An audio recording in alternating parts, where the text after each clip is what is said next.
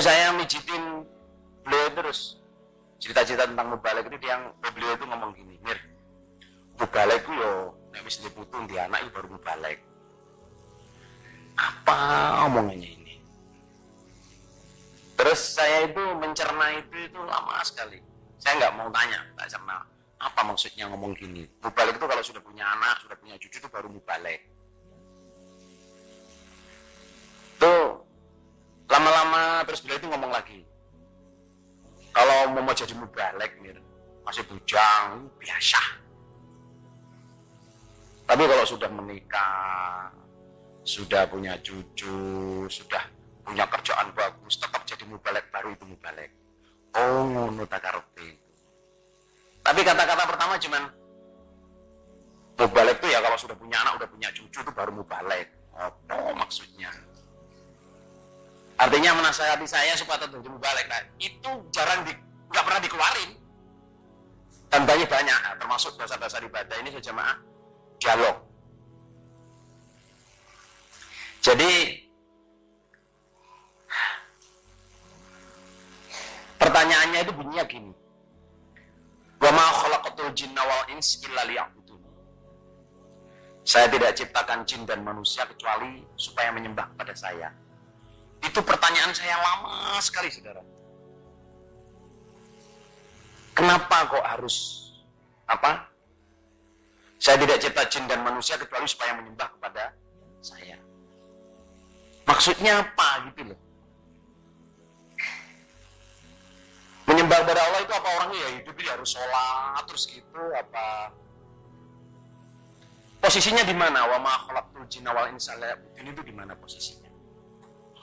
Tapi kalau ini pengaruh saya kuat dari Mbak Juri nasihat ini. Ternyata saudara jawabnya itu Allah menfirmankan itu ada kronologinya. Saya tidak cipta jin dan manusia kecuali supaya menyembah kepada saya. Itu ada kronologinya. Kronologinya itu gini. Jadi ini keadilan Allah, saudara. Allah itu membuat surga, membuat neraka. Dilala yang menjadi penghuni surga itu oleh Allah dikatakan itu manusia dan jin. Bukan malaikat. Malaikat sama-sama makhluknya Allah. Malaikat itu di surga malah pelayan. Di neraka juga pelayan. Nah, tapi kok manusia dan jin yang dikatakan oleh Allah dicipta menjadi penghuni surga, tapi disediain neraka. Jadi ada namanya Emir Ruzikiani, kapling di surga ada, Emir Ruzikiani kapling di neraka ada. Kok dilala kok manusia dan jin gitu loh. Nah terus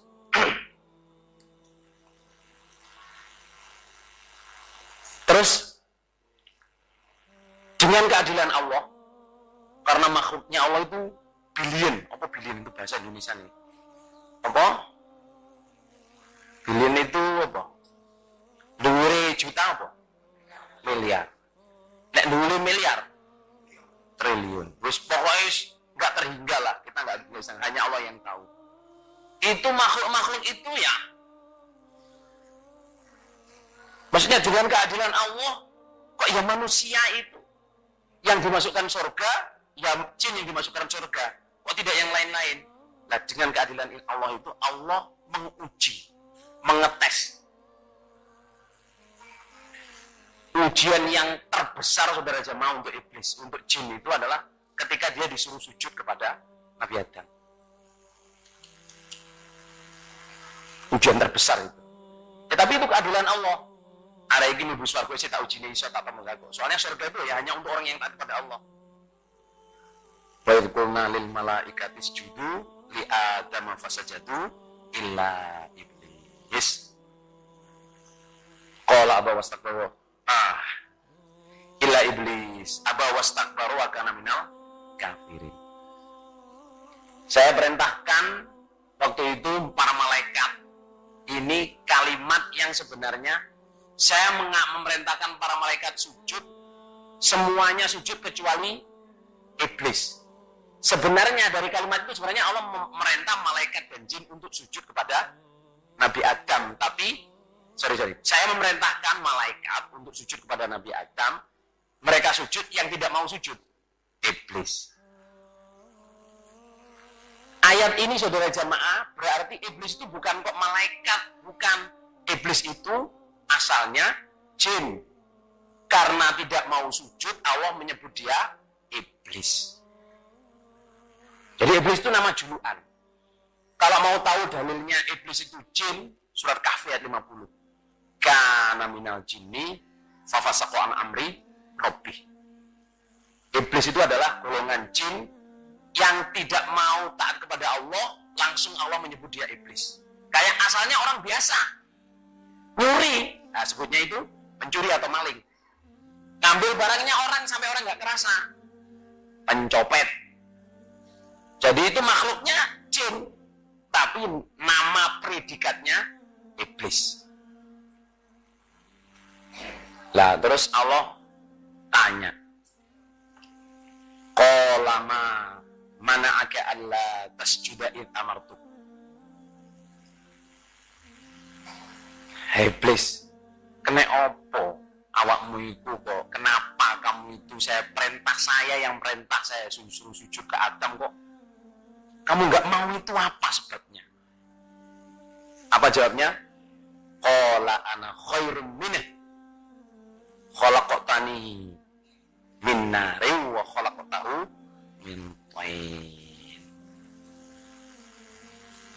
Iblis itu jawabnya, ya Allah, saya nggak mau sujud ke Adam itu, saya kan lebih baik dari Adam.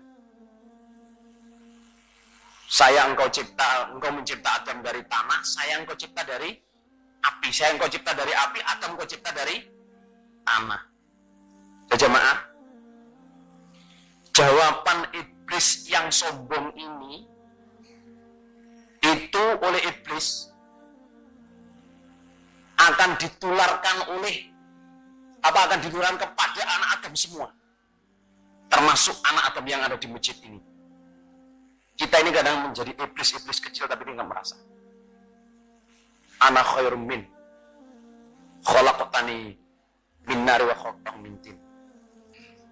Yang masuk masjid, ibu-ibu, mohon maaf ibu-ibu, jangan niru iblis. Orang itu masuk neraka itu ya gara-gara niru iblis itu. Suruh taat ke suaminya. Yang kerja saya kok. Yang berpenghasilan saya. Yang rambut saya. Suami saya itu gombleng hidupnya dengan saya. Well, itu urusan kamu. Tapi urusannya kepada Allah, perempuan harus taat kepada suami. Kadang susah menerima, saudara jamaah. Saudara jamaah, iblis ini Masya Allah, saudara. Pengaruhnya kuat sekali. Kadang kita meniru kelakuannya iblis, kita nggak terasa. Okay?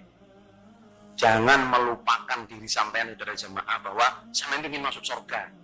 Jangan ditiru iblis. Kalau ingin masuk surga, biar orang itu lebih rendah dari kita menurut mata kita. Kalau Nabi bilang walau abdan habasian, harus ditaati. Jangan menghormati orangnya, menghormati dakwaannya itu loh. Jamaah, ya. Oke, enak aja. Kertas putih ya nih. Oke. Ini sejamaah, saya pakai ini. Saya pakai gini, gak apa-apa, nggak ada apa-apanya. Tapi kertas ini saudara jamaah ditulisi Bismillahirrahmanirrahim. Wani zaman. Oke, wani Pak.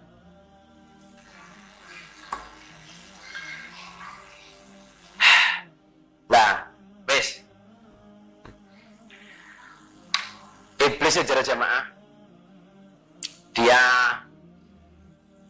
habis itu terus Allah bilang gini, wa inna alaika laknati ila yaumiddin. Kamu hari ini akan saya laknati sampai hari kiamat. Kalau Mbak Judi menerangkan itu ada beberapa keterangan ya. Kalau Mbak Judi menerangkan itu, awakmu saiki tak siksa nganti dino kiamat. Langko kalau nanti di hari kiamat selesai, kamu kembali ke rumahmu.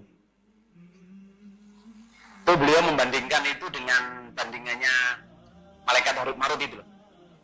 Yang dirupakan jadi manusia, tidak tahan uji, terus disiksa Allah sampai hari kiamat. Nanti hari kiamat lepas jadi malaikat lagi, tapi tidak masuk surga, ya lepas jadi tugas malaikat lagi. Tapi dia bilang, qala a'udzubillahi ila yaumiddin, ila yaumi yub'atsun. Ya Allah, jangan disiksa sekarang ya Allah, nanti aja kalau sudah hari kiamat saya disiksa selama-lamanya. Qala innaka minal mundzirin. Ya wis nek ngono karepmu. Itu ceritanya iblis, saudara. Tapi anak cucunya iblis itu masih seperti jin biasa, masih punya kesempatan bisa kembali ke rumahnya. Lah manusia, saudara jamaah, diuji oleh Allah. Waktu iblis nggak mau sujud, sudah diusir dari surga, tapi iblis masih bisa berkeliaran di surga, tapi bukan sebagai penghuni surga. Allah menguji manusia itu, jangan mangan buah ini.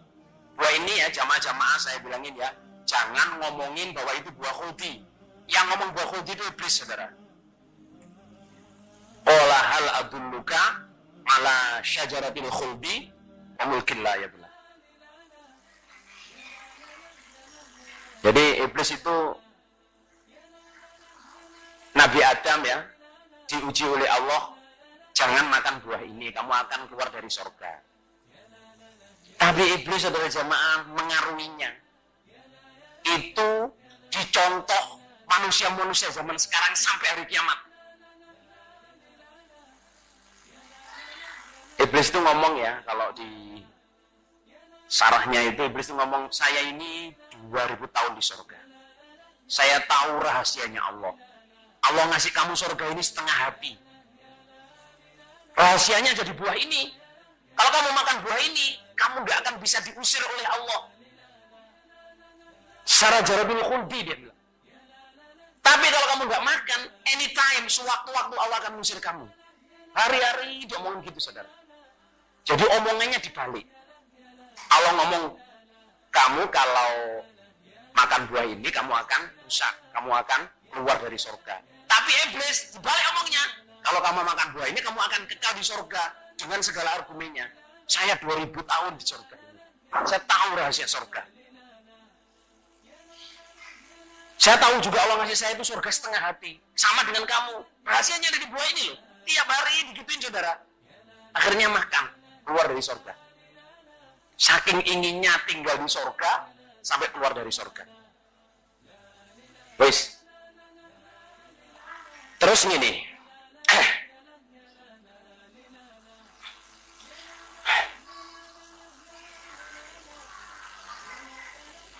Iblis, saudara jamaah, ya, pengaruhnya kepada Nabi Adam, rayuannya kepada Nabi Adam itu dipakai sampai hari ini. Jamaah, perbedaannya iblis ini prinsip sekali ya. Perbedaannya iblis dengan Nabi Adam. Kalau Nabi Adam itu bunyinya fatalaqqa Adamu min rabbihi kalimatin fataba alaihi. Jadi gini loh. Kalau ngelihat ceritanya kan tragis ya. Kenapa si iblis itu kok seolah-olah skenarionya itu harus masuk neraka? Kalau Nabi Adam skenarionya harus masuk surga. Jadi jamaah, Allah itu memberi pelajaran ke kita. Ya. Iblis itu keluarnya dari surga karena kesombongan. Iblis keluarnya dari surga karena kesombongan. Qala ana khairum min. Dan Nabi Adam dan istrinya keluar dari surga itu bukan karena kesombongan, karena saking pinginnya tinggal di surga sampai berani melanggar. Makanya Allah memberi kesempatan fatalaqqa Adamu min rabbihi kalimatin fataba alaihi. Ini kita saudara jamaah di sini hati-hati yo nggih. Di dalam jamaah ini kalau kita pelanggarannya itu karena kesombongan, meremehkan, itu biasanya tobatnya uangnya terus. Jadi jamaah sudah tahu kan ya, jadi perbedaannya kenapa iblis kok masuk neraka dan kayak skenario-nya masuk neraka, tapi Nabi Adam kok masuk surga, pelanggarannya beda, saudara. Iblis keluar dari surga itu karena kesombongan. La yadkhulul jannah man kana fi qalbi mithqal habatin atau mithqal dzarratin min kibrin. Nggak akan bisa masuk surga orang yang di hatinya itu ada kesombongan. Sedikit pun. Nah itu. Nah Nabi Adam keluarnya dari surga bukan karena kesombongan. Karena saking pinginnya di surga sampai melanggar. Nah ini nasihat besar dari Allah saudara jamaah. Jangan kita di dalam jamaah ini keluar jamaah gara-gara atau bledong atau bulus gara-gara kesombongan kita. Saya tahu ya, boleh nggak nyeritakan ya. Maksudnya ada salah satu jamaah yang keluar tahun 79 saudara. Itu tahun 74, 75 sampai 76 tuh ngaji dengan saya. Tapi proses ngajinya dia, ini ya diinget-inget ya. Sampai dia keluar dari jamaah itu asalnya gini. Proses ngajinya itu orang belum ngaji hadis besar tuh dia udah cari. Sampai Ibnu Katsir dibaca sampai habis. Sama guru, salah satu gurunya Bapak Icak Mubin, Bapak Icak Mustik itu. Datang ke Baitul Manan, mangkul Muslim, mangkul Ibnu Katsir, dibacain sampai khatam semua. Terus di kelompok, setiap ngaji mesti ngentahin balik. Terangan kayak ngono, bukan keterangannya itu, keterangannya begini. Balik kayak gini kok ditugasin. Ini kalau fatwa keterangannya salah kan jangan fatwa salah, ini yang nanggung siapa? Piye, bagaimana mau nyetak balik pinter? Wong sing dikirim nang pondok itu ya, kalau sekolahnya putus, kalau di rumah nyurian, kalau nggak bisa masuk SMA favorit, baru dikirim pondok.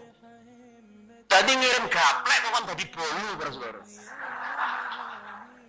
Nah sementara kalau anaknya pinter, anaknya cerdas, di sekolahnya udah jadi dokter, jadi insinyur, jadi SH, jadi opo, terus nanya kok nggak dijadikan mubalek. Ini nanti kalau udah jadi dokter biar belani jamaah, kalau udah jadi pejabat biar belani jamaah. Saudara jamaah angkatan saya yang ngomongnya gitu-gitu itu, setelah jadi pejabat ini malah jadi rambutan terus. Dulu itu cita-citanya belani jamaah, tapi malah jadi bebani jamaah. Sambung jaluk ditekani. Saya kan Kapolsek, saya kan Kapolres. Ini kan saya pejabat, ganggu jamaah sini. Tapi gak tahu sambung. Ini kan jabatan ini lebih penting. Jadi kalau bisa saya disambung di rumah lah. Diparani nulis gak metu ini balik kayak wong nagih utang bro. Jangur. Saya ngelihat sendiri nih selama tugas saya itu seperti itu, ngelihat itu, masya Allah. Kalau adik saya Abdurrahman almarhum itu balas gak seneng. Belas. Dari asal dari jamaah biasa. Jadi wong sugih boleh kayak ngono. Dalilnya Allah Abdurrahman itu keras saudara. Wa ma alaika alaya zakah. Ngeramut yang ada aja susah apa? Kelalaan. Ngapain ngeramut orang gitu? Ulama itu gak jamaah, itu jamaah gak bukan bubar saudara. Rimo ini sampean sing pinter-pinter sing pejabat ini gak usah ngalam-ngalam bro saudara. Nggih. Sampean ngalih jamaah tetap jalan bro saudara.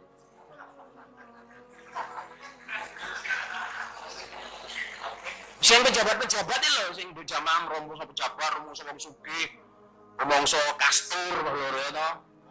Nek ngomong inggih, untune Mas dudu nggih.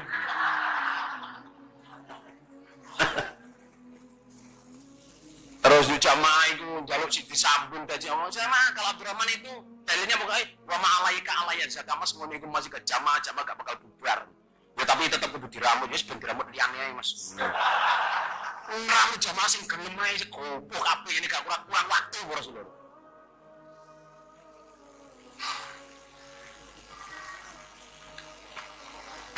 Ya sing kenekan gak usah mangkel para saudara biasa. Panjenengan dikeneki para saudara ya to. Aku ya gak dilapori sapa-sapa para saudara wis. Ngono iku sudah di mana-mana ada Qur'annya ada ya para saudara. Qur'an enek para saudara. Bismillah. Alhamdulillah.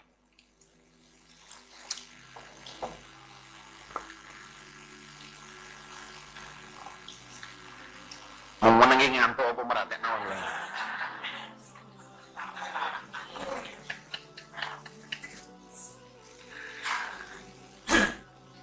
Alhamdulillah jazakumullah khairan. Jamaah. Balik mana nggih? Yang saya ceritain yang keluar dari jamaah tadi itu akhirnya keluar saudara jamaah. Karena apa? Sombong, istihza kepada jamaah. ngeremehno. Rumangsa pinter dhewe. Nanten. Wis, kok iso sampai waduh berseluruh. Balik mana nggih? Balik mana? Sejamaah setelah iblis dan Nabi Adam itu jin sak grupnya dan Nabi Adam keluar dari surga itu akhirnya Allah mengusir. Ini sudah jadi skenario-nya Allah saudara ya. Dan saya ceritain supaya sampean ngikuti gitu loh. Akhirnya Allah mengusir jin dan manusia itu dari langit sana ke dunia. Qulnah bitu minha jami'an. Tapi Allah ngumumin, fa imma ya'tiyannakum minni hudan faman tabi'a hudaya fala khaufun 'alaihim wa lahum yahzanun.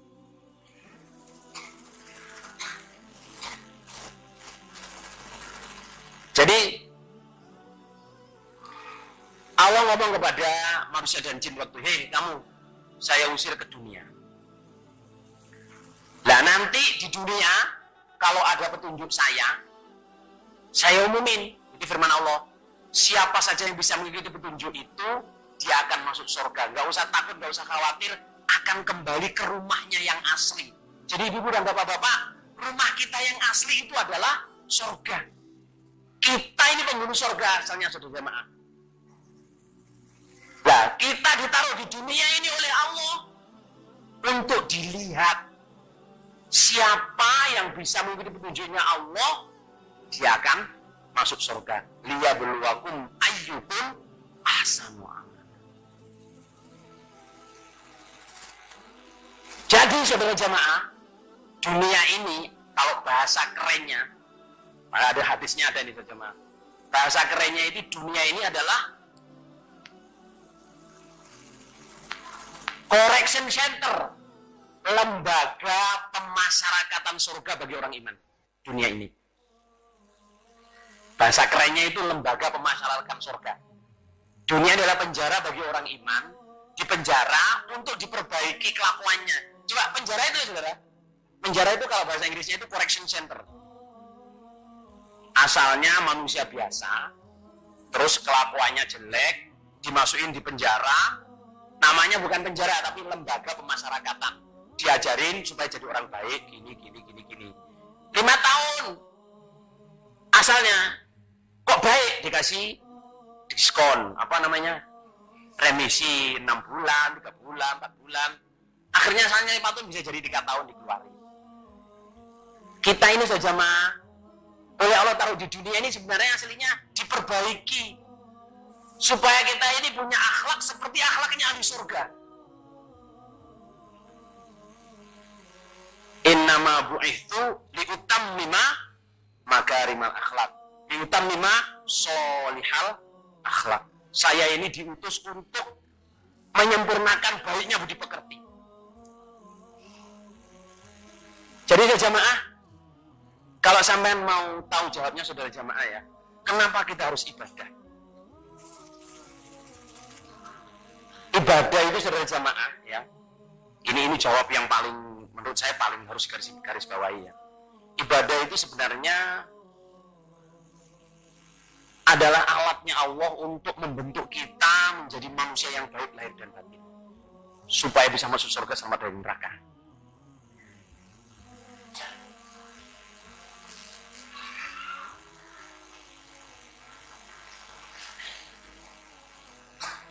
Apa yang mengelur? Ibadah adalah alat yang dibuat oleh Allah untuk membentuk manusia ini supaya baik lahir batin, sehingga pantas masuk surga. Segala aturan ibadah itu begitu. Ayo kita buktiin saudara jamaah masih punya 1,5 jam. Kira-kira kuat nggih baru 1,5 jam nggih.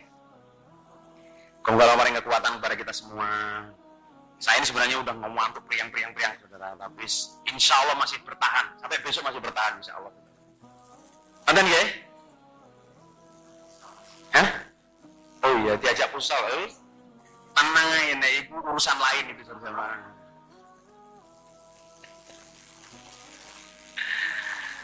Interview, gak usah interview, apa interview?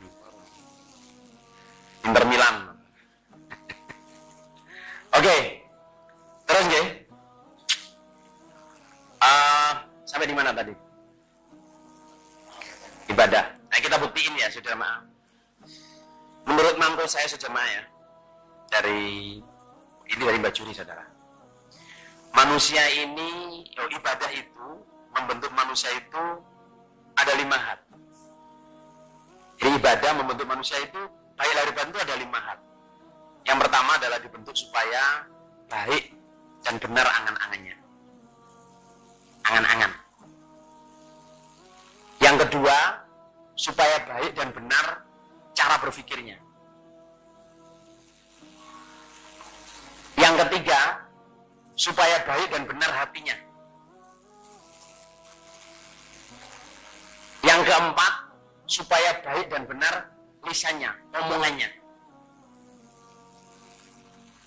Yang kelima, supaya baik dan benar keadaan lahiriahnya.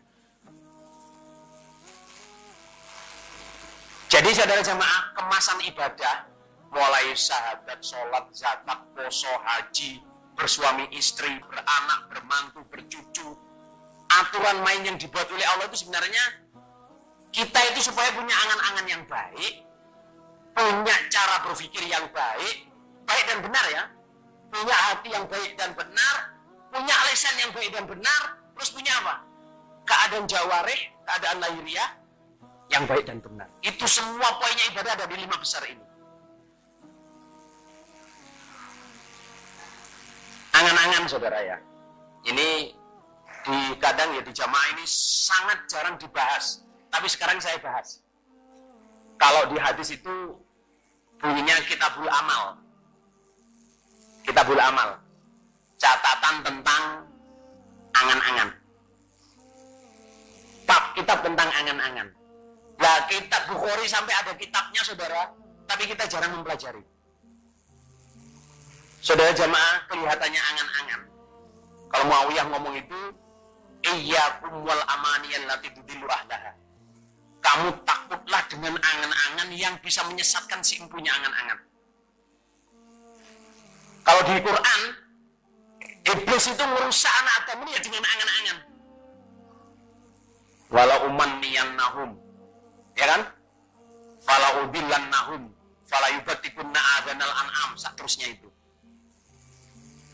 Terus di surat Hadid, wa ghurrakumul amaniya hatta ja'amrullah wa ghurrakum billahil ghurur. Kamu tertipu oleh angan-anganmu.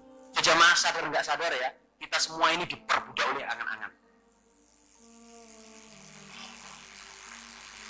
Iblis saudara jamaah yang membuat iblis itu merusak kita dari angan-angan itu contohnya begini. Saya kasih contoh. Ini contoh orang itu harus bisa mengontrol angan-angan. Seorang laki-laki melihat seorang perempuan. Laki-laki bujang lihat perempuan. Atau ya udah punya istri lihat perempuan.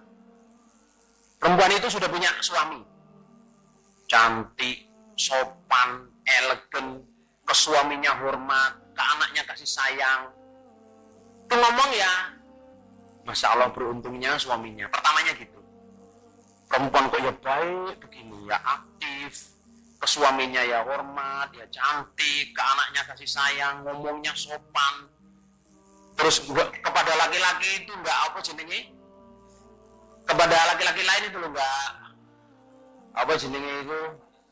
Jelalatan, bahasa Jawa itu gak gatel orang. Pokoknya itu orang tuh melihat tuh salut saudara. Terus ngomong, betapa beruntungnya laki-laki ini. Diangen-angen gitu. Tapi jalan terus. Terus akhirnya, wah, betapa bahagianya saya ya kalau punya istri seperti dia. Tuh, kalau nggak dikontrol ini udah mulai bahaya saudara. Terus, wah, seandainya dia jadi milik saya bagaimana ya? Terus gak di stop Nur. Kapan bojone kelolotan sendok ta opo mbek kecepit lawang mate ta opo ngono. Jadi akhirnya kayak siapa? Harun Marut itu. Ma yufarriquna bainal mar'i wa zauji. Akhirnya belajar ilmu supaya gimana orang ini bisa pegatan. Terus akhirnya dia belajar ilmu supaya gimana orang ini bisa berbuat baik. Terus akhirnya dia belajar ilmu supaya gimana orang ini bisa Nggak bisa dengan omong, ya dengan itu, nggak bisa dengan ini, akhirnya sampai bertindak sihir, saudara. Itu asalnya orang tidak bisa mengontrol angan-angan. Jadi kita ini, saudara jemaah, hati-hati, kita ini diperbudak oleh angan-angan. Saking pengen punyanya harta, saking pengennya punya rumah, saking pengennya punya bisnis, halal haram gak peduli, dilagas saya. Asalnya apa? Angan-angan, saudara. Kita harus bisa kontrol angan-angan kita. Contoh satu lagi ya tentang angan-angan ya. Ini sampai terjadi asbabun nuzul, laki-laki dilarang menggendong anak kecil yang ibunya bukan mahramnya. Jadi di satu daerah di sana di Jawa Tengah, saudara. Beliau bilang di satu daerah Jawa Tengah itu ada kelompok, ada mubalek. Mudah-mudahan nggak di sini orangnya ya. Ada mubalek itu yang imam kelompoknya itu sakit sampai lebih dari 3 bulan, saudara. Lah mubaleknya ini dilala orangnya ganti. Anaknya imam kelompok itu 4 apa 5 gitu. Setiap habis asar itu dicanda, dimandiin, diiniin, terus yang gede-gede diajarin ngaji. Itu saudara jamaah, istrinya imam kelompok ini. Angan-angan tuh sampai gini lah, ya mas mubalek ini bukan anaknya, kok ya kuwati, masya Allah. Dan nih ya kalau punya suami seperti ini, jadi nggak pernah dilakukan suaminya itu sampai terus akhirnya, wah mubalek ini kayaknya jatuh cinta dengan saya deh. Izin, saya ingin diceraikan dari suami saya. Maksudnya dia supaya bisa menikah sama mubalek itu. Padahal mubalek itu saudara jamaah saumpama itu jadi cerai saudara, belum tentu dia mau. Sopo rabi wong sing anak limong nopo. Soalnya nek rabi biasanya golek sing gak pengalaman. Gak bakal ada orang bujang mencari istri yang sudah pernah melahirkan 7 kali, yang sudah enggak kan. Tapi kalau jadi manajer apa itu biasanya ya mencari berpengalaman 10 tahun di bidang ini itulah. Itu manajer, tapi nek istri biasanya sing golek sing gak pengalaman. Nggih napa nggih? Ayo.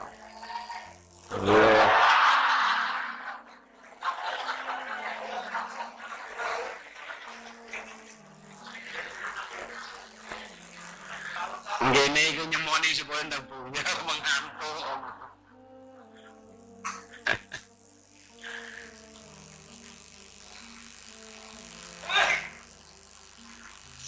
Jadi angan-angan saudara jamaah. Sampai kalau Muawiyah itu ngomong ya, iyyakum wal amani allati tudilu ahla, itu aslinya in general angan-angan itu kamu harus takut dengan angan-angan. Makanya saudara jamaah, Allah ya toh juga ngontrol kita punya pikiran yang baik. Jadi cara berpikir yang baik. Jadi dari angan-angan jadi pikiran. Cara logika yang baik itu gini. Gimana sih logika yang baik itu? Kalau definisinya saudara, berlogika yang baik maksudnya itu kita harus bisa mengalahkan logika kita dengan kebenaran Quran hadis. Itu tok sebenarnya aslinya.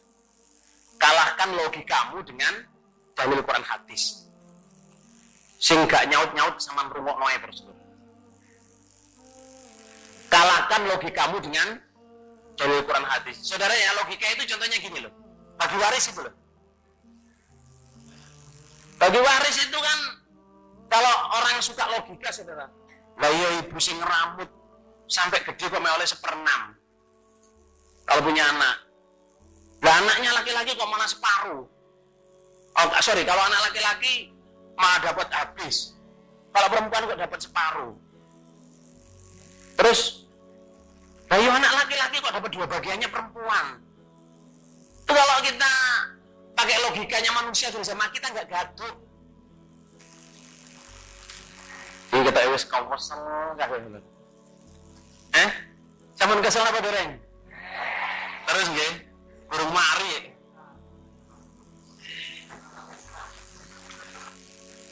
Kena logika ya lho.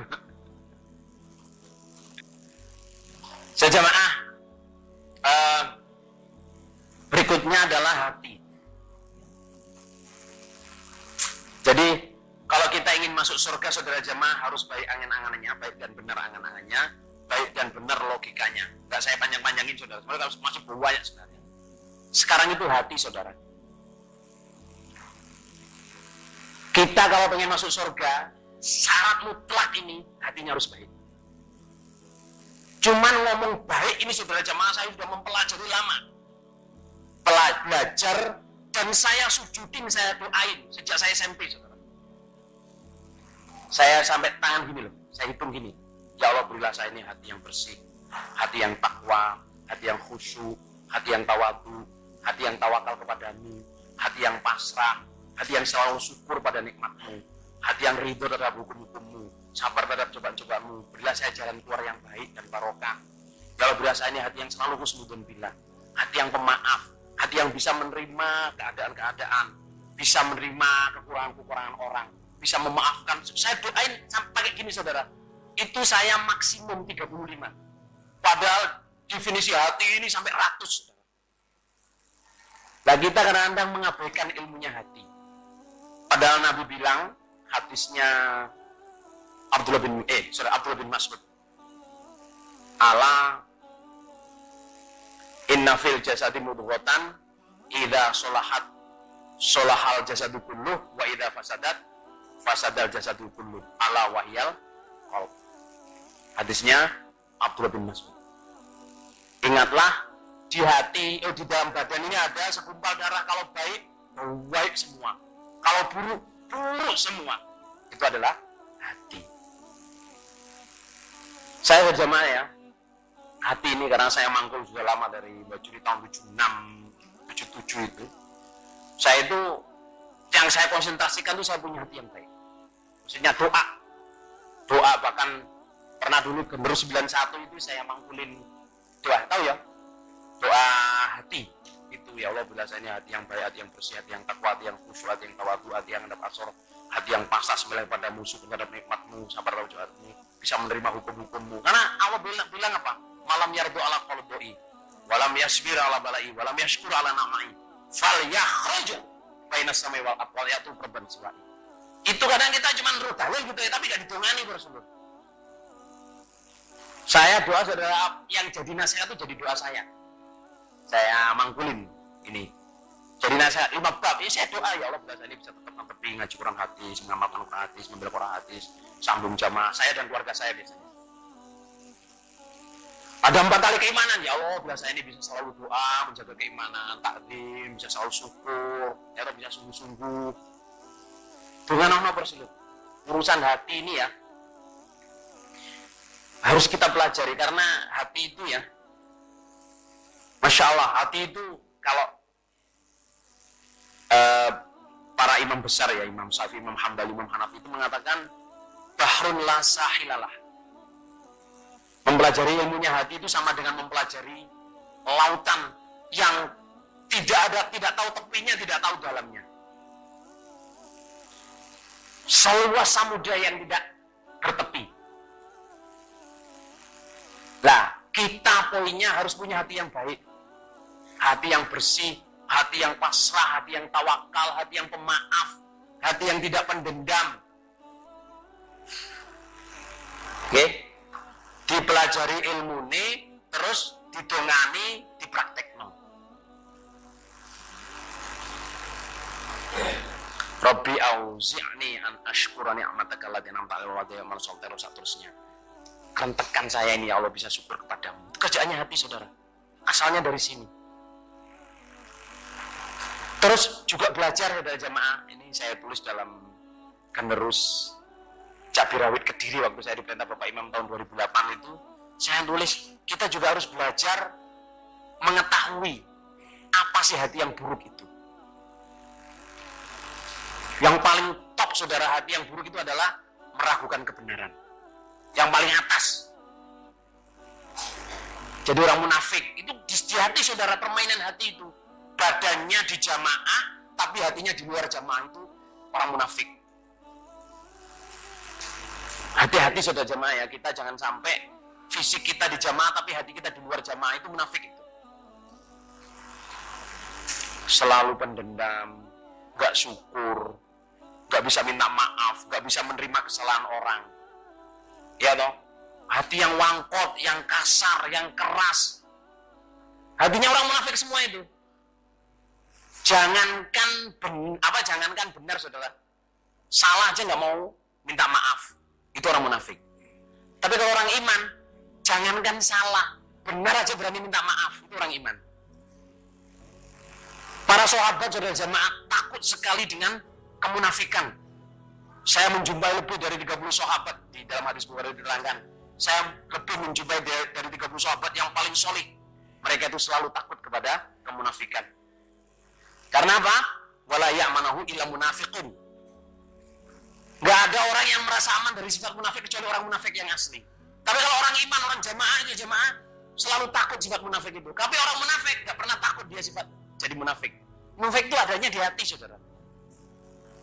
Meragukan kebenaran, gak bisa terima dengan jamaah, gak bisa minta maaf, dimintai maaf gengsi, gak mau tobat, gak mau.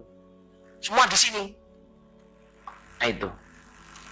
Nah iblis itu kesombongan asalnya dari hati. Qala ana khairum min. Wis nduk atine koyo ngono diomongno pisan saudara. Nah itu. Kalau ingin masuk surga sudah jamaah harus apa? Yang pertama, angan-angannya baik dan benar. Yang kedua apa? Cara berpikirnya yang baik dan benar. Yang ketiga, harus mempunyai hati yang baik dan benar. Yang keempat, saudara jemaah harus punya lisan yang baik dan benar. Ini juga saudara ya, di Quran itu Allah mengatakan surat Al-Isra itu wa qul li ibadi yaqulu allati hi ahsan innasyaitana yanzau bainahum innasyaitana kana lil insani atuwwan mubina. Katakan Muhammad kepada hamba-hambaku, ini berarti orang iman, supaya ngomong yang baik. Ini soalnya apa? Setan itu mengganggu yang zahu bainahum. Inna syaitana kana lil insani aduwwan mubina. Saudara ya, belajar ngomong baik itu ada pelajarannya. Kalau zaman Bapak Haji Nur Hasan itu jamaah itu very strict. Apa very strict itu? Contoh ya, ngomong baik. Contoh, saya masih mengalami itu ya. Ada orang beli sarung, harganya insya Allah 2.000 cuman saudara. 2.000 apa 4.000 gitu, 2.000. Itu ngomong gini, itu harganya sarung mau kok wapi men. Iki harganya petangnya gue. Langsung ngomong, wah kamu keblondrok. Nah kamu itu, apa keblondrok itu apa? Ketipu, ini kalau beli dengan saya ini dapat 2 ini. Itu oleh Bapak Haji Nur Hasan dipanggil, ngomong mau bosok mentong. Itu omongan setan itu. Sejamaah kalau ngomong, jadi ngomong gak usah ngono bro. Kalau udah bilang tadi kan udah bilang tuh sarung kok baik harganya berapa? Dia bilang 4.000. Ya wes alhamdulillah kok baik sekali ya. 4.000 tapi baik. Makan bro seluruh. Aja kok wah keblondrok ketipu. Nah ini kok buat tuku. Itu kalau nanti yang beli itu mangkel saudara, jengkel. Lagi masih 10.000 tak tuku. Kan gitu ya? Dulu gak jaluk awakmu, gak jaluk gidalmu misalnya. Orang itu kadang kan seenaknya sendiri kan saudara jamaah. Kita saudara jamaah hati-hati ngomong, sak ngomong hati-hati yo. Ayo ibu ini ya dirasain ini ya. Ini omongan klasik ini. Ada seorang laki-laki atau suaminya atau keluarganya atau tamu ngomong, sebenarnya makanan ini enak tapi gosong. Sebenarnya makanan ini enak tapi gosong. Tapi dipangan aja bro. Tapi ngomong, jangan ini pangan enak tapi gosong, tapi jadi pangan aja. Terus coba dibalik saudara. Sebenarnya makanan ini gosong tapi enak. Mana yang enak dari 2 itu saudara? Yang enak yang mana? Yang depan apa yang belakang ini? Yang belakang. Sebenarnya makanan ini enak tapi gosong. Satunya, sebenarnya makanan ini gosong tapi enak. Itu ibu-ibu saudara kalau dengar yang kedua ini saudara jamaah. Iya tadi saya itu kebelet kencing, saya tinggal kencing. Oh ya tadi hujan. Artinya asli ini bunga bro seluruh. Gosong ini enak kayak ngono banget gak gosong lho. Padahal sing kene sing seneng gosong-gosong ini lho. Apa? Soalnya kalau ngomong yang pertama saudara, sebenarnya makanan ini gosong, enak tapi gosong. Itu yang mas saya jengkel. Balik protes ini makanannya enak tapi gosong. Gosong kok batuk kayak ngono. Jengkel dia. Ini protes saya tapi dipangan aja. Jadi itu harus hati-hati. Jos, kudu hati-hati ngomong. Kudu kancane lho. Loh, kamu boleh lawang ini, kamu boleh kuru ini. Kamu kayak tak tuwek ini iki. Apa ngomong ngono persis? Why do you say that one, man? For what? What do you gain? Ngapain kamu ngomong gitu? Apa yang kamu dapetin dengan ngomong gitu? Kalau ketemu temannya, Assalamualaikum, wah alhamdulillah ketemu lagi ya. Sehat, baik. Gimana keluarganya sehat? Gitu saudara. Ojo, sama nak boleh tambah tuwek no. Wes suwe nek tambah umur iku tambah tuwek para seluruh. Tapi apa ya harus ngomongin gitu loh. Terutama ngomong komentar ke ibu-ibu saudara. Hati-hati bro saudara. Komentarin kudung, kelambi, baju, kacamata, hati-hati bro saudara. Ya ada mas-mas yang belum rapi, yang sudah rapi, hati-hati komentar. Saya itu pernah jumpa penerobos kelompok nggak disapa jamaahnya gara-gara salah ngomong sampai 3 bulan. Ngomongnya itu gini, mbak, kok nggak pernah kelihatan kemana gitu. Maksudnya itu, ya saya sakit ini 3 bulan.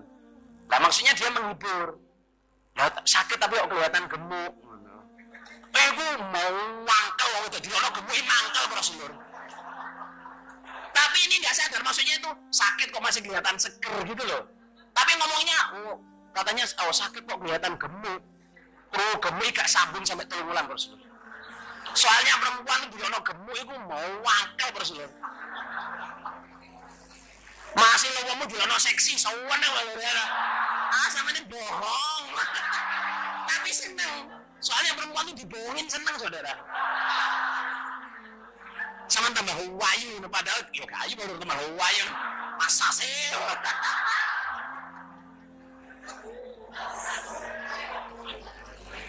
Komentar perempuan tentang baju, kudung, hati-hati Rasul. Saya sudah punya anak, sudah punya istri. Istri saya tuh kalau mau keluar, anak saya ini ada perawannya sama. Kalau mau keluarnya sambung nih, bukan pesta sambung. Itu yang dikeluarin kudung itu jajar-jajar itu ya. Sret, cocok no prabini disik. Sret, cocok no roke lah lur. Kalau istri saya tanya, pantas bang? Pantas, mana tahu? Ada ngomong apa lur? Sesuai. Kok enggak kambing ae po wantes salah.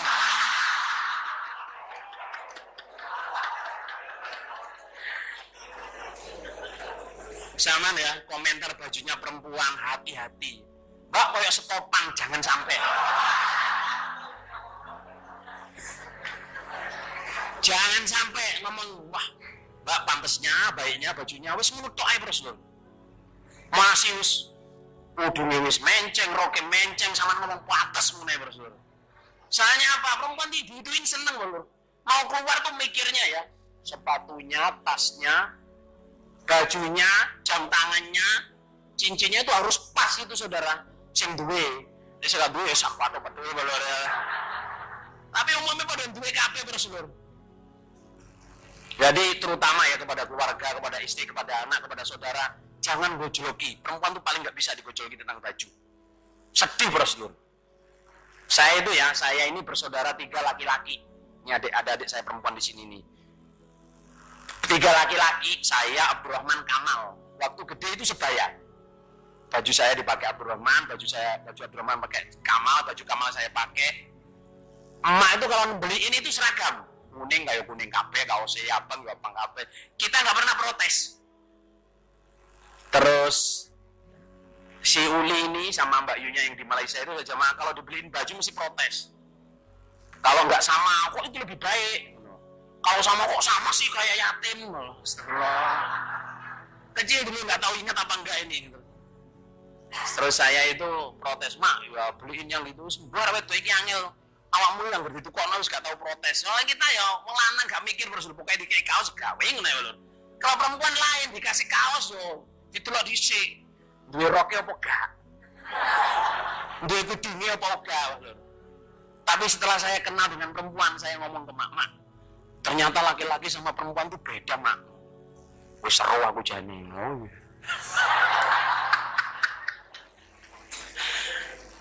Nyaut apa gak ini, Bang? Nyaut apa enggak ini, ibu?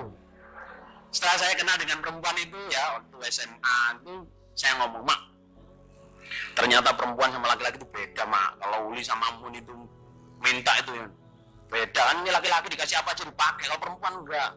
Sudah tahu saya. Oh, tiba-tiba seru, mak, tiba. Perasaan saya jagoan, saudara, tiba. Seru aku leno. Nanti mak ya mau waksong kayak kelambian aja. Astagfirullahaladzim. Contoh lagi ngomong ya. Ngomong kudu hati-hati baru gitu. Bu, anak sama nih bu ayu tapi pesek.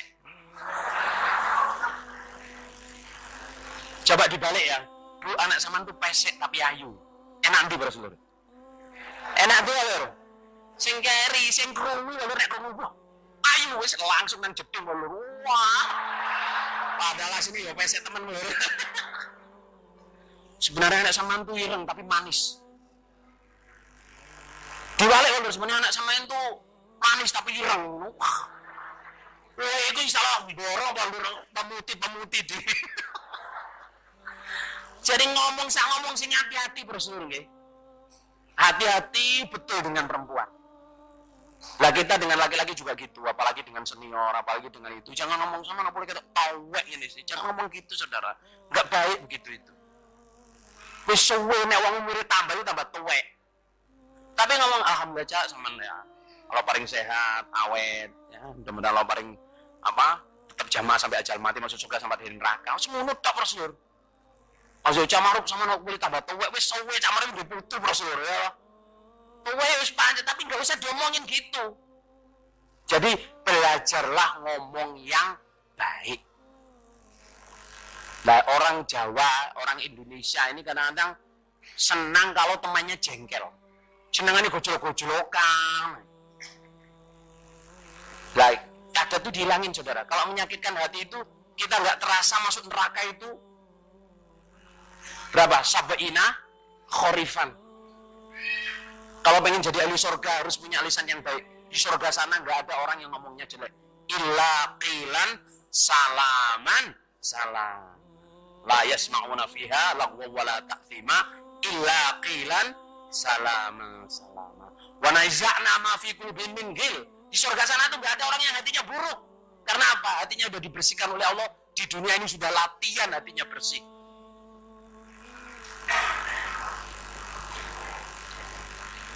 Yang terakhir saudara jamaah yang nomor 5 belum buyar ini.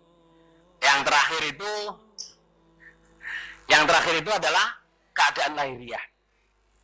Jamaah ini ya, kalau kita pengen masuk surga sudah jemaah, keadaan lahiriah ini juga diatur oleh Allah. Duwe rambut yo rambutan, duwe kuku yo rambutan, nek klambian yo klambian sing apik. Ahsinu libasakum wa rihalakum fa innakum tatufuna bainakum. Perbaikilah bajumu, maksudnya pakailah baju itu yang baik. Saumpama enggak punya buai saudara jamaah, sederhana tapi bersih. Qaskan fihi min wa tajammulan fi faqah. Kalau kaya raya ya sedengan, kalau tidak punya jangan dipamerkan ketidakpunyaannya. Berhiaslah meskipun kamu tidak punya. Itu caranya orang iman. Jawarih itu saudara jamaah keadaan lahiriah ini penting. Penting saudara. Kalau batas minimumnya laki-laki itu auratnya udel sampai lutut, bawah lutut. Kalau perempuan semuanya harus ditutup. Itu juga diatur oleh Allah. Gimana Bang? Nah, kalau bisa dalam keadaan suci terus. Bajunya suci, badannya suci, dan suci dari hadas kalau bisa. Lihat itu kerjanya Bilal. Bilal itu protes oleh Nabi. Bilal, saya ini setiap masuk surga, mesti kamu di depan saya. Apa? Suara serampat sandalmu. Sebenarnya yang kamu lakuin ini apa sih? Apa Bilal jawab? Saya nggak ngapain apa-apa sih Nabi. Maksudnya saya nggak merasa ngelakuin apa-apa. Cuman saya tuh setiap kali batal itu saya selalu wudu. Terus setiap kali saya wudu saya selalu sholat 2 rakaat. Setiap saya adzan saya selalu sholat 2 rakaat. Keistimewaan menjaga kesucian lahir batin, suci dari hadas dan suci dari najis, saudara jamaah, surganya di depan Nabi. Lah, terus saudara jamaah ya, balik tentang ini basicnya ibadah ya. Ibadah itu ngatur 5 ini, saudara. Kalau mau komplitnya 5 hal ini, saudara jamaah, ada di mana? Di sholat. Contoh, ini contoh konkret ya, contoh konkret. Sholat ini, saudara jamaah, Allah membuat sehari semalam 17 rakaat. Itu adalah sholat itu kalau secara ini ngomongin tentang poinnya mana desi ibadah ya, bukan. Sholat itu saudara jemaah ngelatih kita supaya baik lahir batin. Angan-angannya fokus di dalam sholat, pikirannya fokus dalam bacaan sholat, di dalam sholat. Lisannya, ngomongnya, ucapannya sholat. Hatinya karena Allah betul. Fisiknya harus suci. Dirinya harus suci dari hadas, tempatnya harus suci. Kalau sampean mendalami itu saudara jamaah, sholat sama nggak sembarangan. Sholat kaosan, bolong pisan, kena cat Rasulullah. Well itu nggak sunnah. Khudhu zinatakum 'inda kulli masjid. Firman Allah itu jamaah, nek nang masjid pakaian sing pramono Rasulullah. Artinya mau sholat itu loh, ini bukan kalau mau sholat berpakaianlah yang baik. Saya merobos di Korea itu saja jamaah. Saya salut banget. Ini cerita aja ya. Di Korea itu di masjid itu dibikinkan rak sama dia itu, rak bagus gitu. Ada baju-baju koko, baju yang bagus-bagus itu sama sarung bagus itu, menyediakan ru'yahnya kalau sholat pakai itu. Ini apa gitu dodol lah? Bukan mas. Ya ini kalau teman-teman kita mau sholat di sini supaya pakaiannya ini bukan pakaian pabrik. Jadi kita siapin pesan dari Indonesia, sarung bagus-bagus saudara. Sama. Jadi kalau ke masjid pakaiannya dilepas terus pakai baju itu untuk supaya bisa sholat. Ini praktek dalil. Well cocok. Dalilnya memang begitu. Nah, saudara jamaah, ya kita ini oleh Allah dicetak, dilatih, ditempa hari-hari saudara. Dengan segala cobaan, dengan ibadah, dengan itu aslinya cuma 5 itu saudara. 5 besar itu. Angan-angan kita supaya jadi baik, pikiran kita supaya jadi baik, hati kita supaya jadi baik, lisannya supaya jadi baik. Terus apa? Keadaan lahiriahnya supaya jadi baik. Nah itu. Contohnya salah satunya sholat. Bersuami istri. Bersuami istri itu saudara jamaah. Ya. Ini insya Allah besok kalau tadi belum saya ini jilid 2 sebenarnya. Bersuami istri itu bentuk ibadah. Angan-angan kita, pikiran kita, hati kita diuji oleh Allah. Bisa nggak berangan-angan bahwa istri saya ini ya sudah, ini istri saya ini orang yang dikotori oleh Allah jadi saya, apa jadi istri saya. Terus selalu mikir, selalu mengangan, terus berpikiran yang baik. Istri saya ini adalah hasil doa saya meskipun bukan cinta saya. Ya seperti saya mungkin siang tadi saudara jemaah, kadang kita itu menikah kepada orang yang apa? Bukan cinta kita, yus moro-moro rapi yang dilalai sing dilamariku tadi keterima, padahal keterima lo kaget lo kok diterima sih. Akhirnya jadi istrinya wes. Jadi hubungan suami istri itu saja jamaah, hati kita harus bisa terima ini istri saya atau suami saya. Bisa syukur, omongnya yang baik. Saudara ya, kadang omongan ini ya, ada salah satu imam Masjidil Haram itu mengkhotbahkan begini. Allah itu perintah kepada Nabi Musa untuk ngomong kepada Firaun itu yang faqula lahuma qawlan layyinan la'allahu yatadzakkaru aw yakhsha. Kamu berdua Musa dan Harun ngomonglah kepada Firaun dengan ucapan yang enak, layinan, barangkali dia mau ingat dan takut. Ayat ini saudara jamaah, kalau dibandingkan dengan kita, ya bapak-bapak ini, mohon maaf ya bapak-bapak, ibu-ibu juga ya. Bapak-bapak ya. Bapak-bapak ini lebih baik mana? Bapak-bapak dengan Nabi Musa dan Nabi Harun. Halo, jawabnya apa? Lebih pol siapa? Nabi Musa dan Harun. Terus ngomong ke istrinya. Tingkatnya enggak setinggi, bukan, sampean tingkatnya enggak setinggi Nabi Musa dan Harun.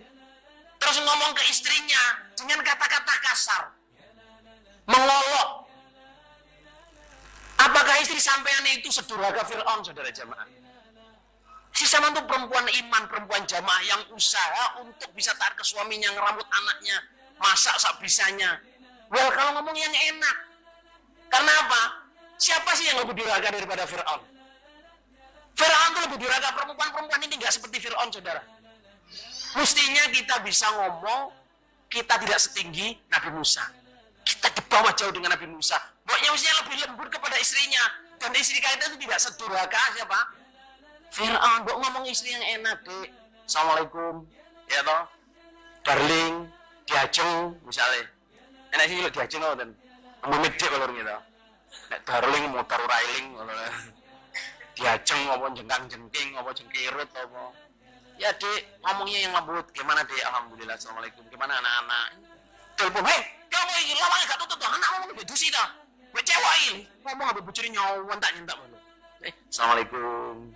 Apa kabar sayang? Alhamdulillah baik, Mas. Gimana anak-anak? Si merungokna ya Dem Rasulullah. Nggih napa nggih lho. Ibu-ibu mau ditelepon bojone ngono sing napa mboten?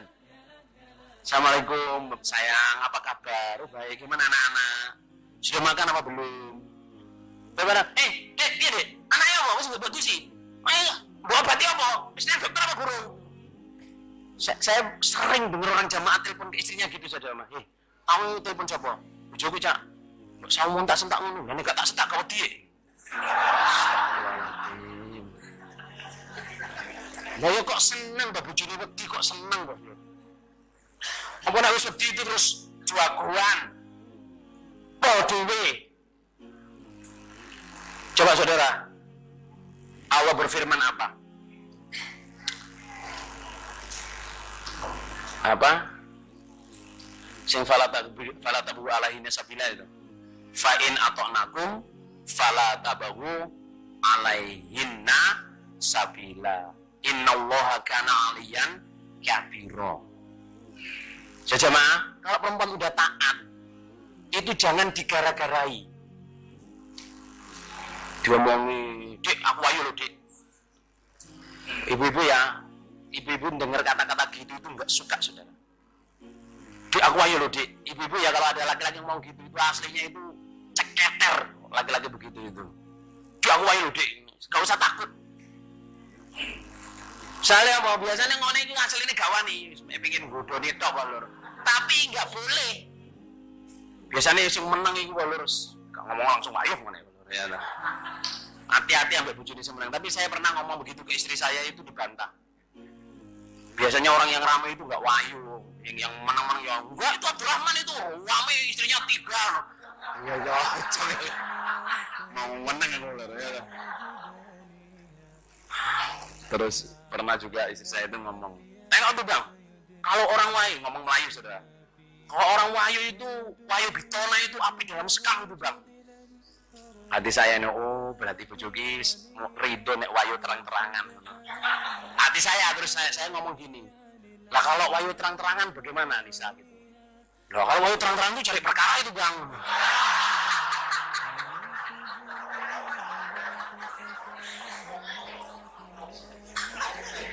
Oh, di baik mau itu ya pancet aja.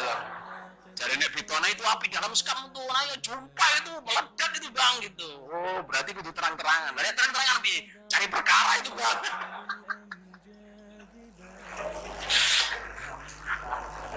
Astagfirullahaladzim. Oke, jamaah. Ya, penjelasan tentang sholat ya, sholat yang 5 hal tadi ya. Ada dalil ya, sholat dan semua ibadah. Ada dalil kan yang bunyinya gini itu ya. Ida ahsanal islamu, ida ahsanal mar'u islamahu, fa apa? Kutibat lahu hasanatun, Fakulu hasanatin tudhafu lahu bi asyram salihah ila sab'ati mi'ati dhifin ila masyaallah. Ya toh? Terus jadi gini loh. Di kitabul adilah itu. Kalau seseorang sudah memperbaiki Islamnya, setiap melakukan kebaikan itu dilipatkan antara 10 sampai 700 sampai Masya Allah. Artinya itu 10 itu saudara jamaah mutlak. Jadi setiap kita, kalau kita udah mengerjakan kebaikan, kita udah Islamnya udah betul, maksudnya kita udah Islam betul ini, setiap kebaikan yang kita kerjakan minimum oleh Allah akan dilipatkan 10 minimum sampai 700. Ini range, bisa menjadi 11, bisa menjadi 12, bisa menjadi 300, bisa menjadi 700. Setelah sampean mampu dasar-dasar ibadah ini saja jamaah ya. Orang sholat ya, orang sholat sama-sama sholat saudara. 3 orang sholat ya karena Allah, ya betul-betul sesuai. Itu 3 orang ini nggak mungkin pahalanya sama. Mungkin satunya ya dapat cuma 10, satunya dapat 15, satunya sampai 700. Karena apa saudara jamaah? Karena intensitas 5 hal itu di dalam sholat itu. Bisa nggak angan-angannya di situ, bisa nggak hatinya di situ, bisa nggak mulutnya di situ, bisa nggak physically di situ. Kehusuannya itu loh jamaah. Sholatnya podo, yorong rokaat, tapi pahalanya beda. Makanya Allah berfirman tuh, yarfa'illahu alladhina amanu minkum waladhina utul ilma darajat. Tapi memang derajatnya beda saudara. Karena apa? Keilmuannya ada. Gitu. Terus dan dia konsentrate, dan dia meniati. Segala ibadah ini saudara jamaah. Bersuami istri, satunya pahalanya banyak, satunya nggak ada pahalanya, bahkan dosa tok. Karena apa? Suaminya bisa kasih sayang, bisa bijaksana, bisa nasihat, istri-istrinya bisa taat, bisa hormat. Lepas dia senang nggak senang, ini suami saya. Beda dengan sing siji pro bojo kuwi sing gapleki, sing wedok ngono bojo kuwi gapleki. Gak timo gapleki ya toh. Apa meringkili lah apa terus. Protes saya terus lho. Karena apa? Enggak punya ini. Suami istri itu jamaah ujian kita. Wajalna ba'dakum li ba'din fitnah atas firun. Semua kita ini jadi cobaan saudara. Ya. Bapak ibu cobaannya anak, anak cobaannya bapak ibu. Saudara menjadi cobaannya saudara. Imam menjadi cobaannya makmum. Makmum itu menjadi cobaannya imam. Mubalek jadi cobaannya imam. Imam jadi cobaannya mubalek. Itu sudah biasa saudara, karena udah jadi firman-Nya Allah. Wa ja'alna ba'dakum li ba'din fitnah atas birun. Beranak itu jamaah di Quran itu ujian hati. Ya kan? Ada orang itu punya anak perempuan. Matang kedua perempuan lagi. Pertama alhamdulillah punya anak perempuan. Padahal pengen laki-laki saudara. Sekapa bos alhamdulillah anakku sehat, bojoku sehat. Matang kedua keluar perempuan lagi saudara. Masalah alhamdulillah kok perempuan ya. Oh matang lagi, golek lanang. Wis ungkak-ungkik dipotot diopo lho ya. Diringno, dijamuni, di asam basah apa lho ya. Keluar lagi perempuan lagi saudara jamaah, musinya alhamdulillah istri innalillahi betul mana ya. Ada orang gitu, padahal yang nggak punya anak itu setiap dengar ada orang melahirkan tuh hatinya miris. Kalau diundang nggak kekuan nggak mau datang karena apa? Nggak diberi rezeki anak. Sing duwe anak istirja saudara. Punya anak laki-laki juga gitu, laki dungo jaluk wedok. Gini apa kita ngoten niku? Sing metengan, astagfirullah kok ya meteng sih lho. Salah sandal ae meteng terus lho.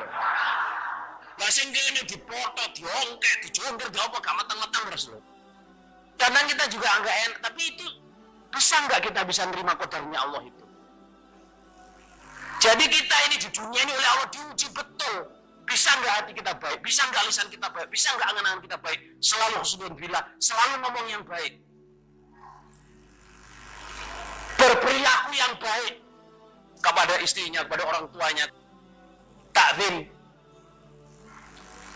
Sejamaah, ini 5 dasar ibadah. Ini yang menjawab kita kenapa kita harus ibadah. Wa ma khalaqtul jinna wal insa illa liya'budun. Kita ini supaya baik lahir batin. supaya pantas masuk surga.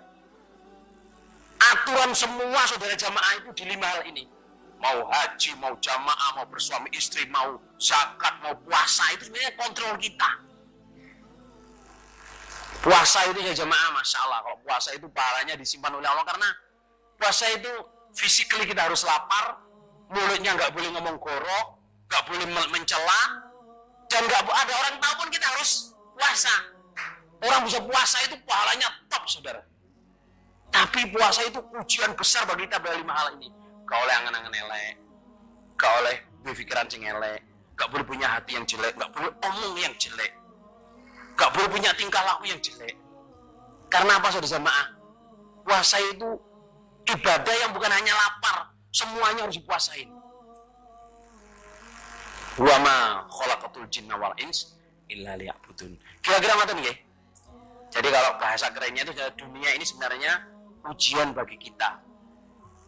Penjara bagi kita, correction center bagi kita, lembaga pemasyarakatan surga bagi orang iman dunia ini. Mulai sekarang saudara jamaah, punyalah angan-angan yang baik dan benar. Okay? Punyalah cara berpikir yang baik dan benar. Punyalah apa? Hati yang baik dan benar. Punyalah lisan yang baik dan benar. Punyalah apa? Keadaan fisik, keadaan lahir yang benar. Ini bukan hanya bajunya saudara, tingkah laku kita, tindak tanduk kita, jalan di depan orang ya yang santun, ngomong ya yang santun, suaranya jangan ditinggikan, itu termasuk jawarih. La tarfa'u aswatakum fawqa sautin nabi. Ngomong kepada orang yang dihormati, suaranya direndahin. Ngomong sama bapaknya, rendahkan suaramu. La tarfa'u aswatakum fawqa sautin nabi. Wala ta'jaru inna ankara aswati la sautul hamir. Kembali paling barokah, alhamdulillah jazakumullah khairan. Kalau ada kata-kata yang kurang berkenan, mohon maaf sebesarnya. Alhamdulillah jazakumullah khairan. Dari saya cukupkan. Assalamualaikum warahmatullahi wabarakatuh.